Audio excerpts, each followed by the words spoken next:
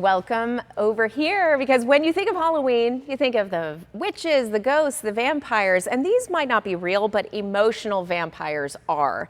So here to explain this is life purpose coach Michele Landers. Thank you so much. This is an important topic. It is a really important topic. And the big question is, how do you know if you've been bitten by an emotional vampire? Okay, so what are the signs? Well, some of the signs are, first of all, you feel kind of weakened, you feel heavy. The other thing is simple conversations get so complicated. What should be a simple conversation with a simple solution becomes convoluted and you're left bewildered, and then you feel weighty and heavy, and sometimes your heart even begins to race. Yeah.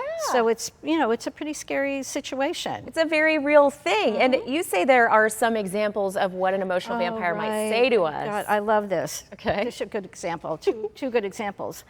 My dear, are you under a lot of stress? Because I see that you've gained so much weight. So I'm wondering, are you under a lot of stress? Or the other thing is, I love how you don't mind all that clutter in your house. Now, these are like direct hits or a slow burn, but whatever it is, it leaves you feeling dazed and bewildered and just not really good about yourself at all. And who wants to feel like that? No, right? no friend or person in your life needs to make you feel like that. Right, right. So talk to us. There is some good news, right? Great news, because understanding how this works and understanding about emotional vampires allows you to get a heads up, allows you to understand how to deal with them.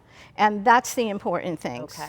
Yeah, that is helpful. Now, there are some various personalities within the emotional vampires, so they're a little different with how we deal with them. Is that right? Okay. Right. So, and most of us, I'm sure you'll recognize it. Most people will recognize it. First of all, there's a controller. Now, the controller has an answer for your problems and everybody else's problems, and they're very opinionated. So, what do? Listen, you don't have to respond to that. You don't have to answer that. Then there is the drama queen, or the person who is the victim. All they do is live with drama and trauma in their life, and And you know what? You don't have to do anything about that. You don't have to give them advice, because guess what? They're not going to listen to you anyway.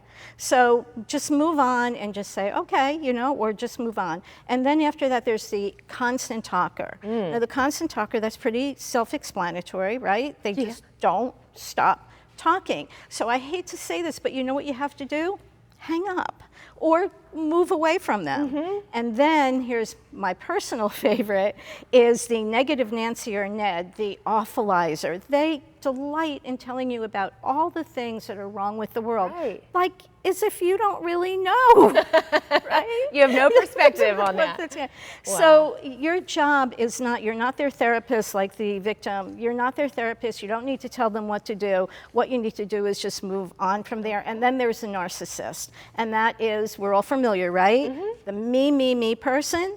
And so what you want to do is move away from them. So, in all of these personalities, the most important thing to remember is you don't have to stand for it, you don't have to be with it.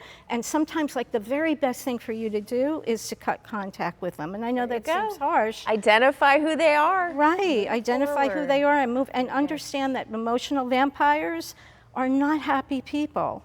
Yeah, so don't be sucked into it. Don't be sucked into it. All right, well, thank you so much. Let's hope we don't have any emotional vampires this season.